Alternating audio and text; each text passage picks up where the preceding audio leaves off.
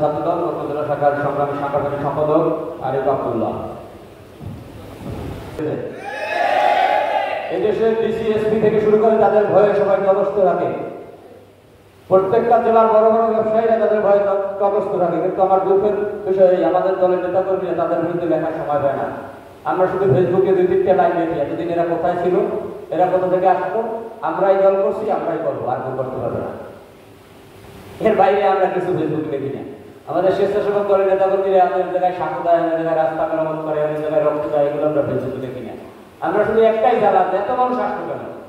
আরে ভাই, শহীদ রাষ্ট্রপতি জিয়াউর রহমান তো বহুদলীয় গণতন্ত্রের প্রবক্তা, জনগণের জন্য রাজনীতি করছে।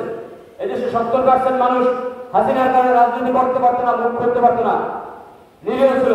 বিজেপির চালানতে যাইতে হইতো, আওয়ামী লীগের মানুষের সাথে ছবি তুলতে হইতো, ফেরানের চালানতে তীরান্তে যাইতে হইতো, আওয়ামী লীগের মানুষের সাথে ছবি তুলতে হইতো।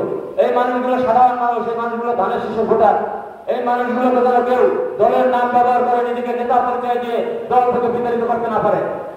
আমি আমার এমন অনেক বন্ধুকে চিনি যে আমার সাথে রাজপথে একদল মিছিল দেয় নাই, কিন্তু হাজার দিন আমার সাথে মশাল মিছিলের মশা লাগাই দিয়েছে, হাজার দিন আমার নেতা কর্মীদেরকে বর্ণ থেকে পালাইতে সহযোগিতা করেছে। সংগ্রামী বন্ধুরা, ওই বক্তৃতা দেওয়ার সময় এখন না, আমাদের ডিপ্টি নির্দেশনা রাজীব হাসান ভাই দেবে। আমি শুধু একটা কথা বলতে চাই, আমরা যদি ঐক্যবদ্ধ থাকি, আমরা যদি ভাইয়ের দিক নির্দেশনা মেনে চলতে পারি, আমরা যদি তারেক রহমানের 31 দফা সুষ্ঠুভাবে বাংলাদেশের মানুষের কাছে উপস্থাপন করতে পারি, বাংলাদেশের 300 আসনের 290টি আসন বিএনপি অর্জন করবে ইনশাআল্লাহ।